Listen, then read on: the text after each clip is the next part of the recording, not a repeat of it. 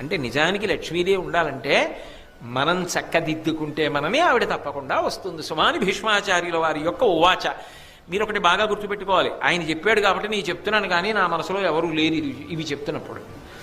కాబట్టి అన్యమందిరగామిని, ఎప్పుడు ఇంటికి తాళం వేసి ఎక్కడికో వెళ్ళిపోవాలి, తన ఇంట్లో తాను ఉందామని అనుకోకపోవడం.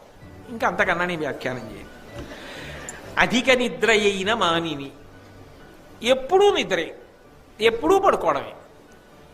ఇంకా నాకు దానికి వ్యాఖ్యానాలు వద్దు, కాబట్టి దొరకదు, నేను వదిలిపెట్టేస్తాను, అలాంటి చోట ఉండను అంది లక్ష్మీదేవి.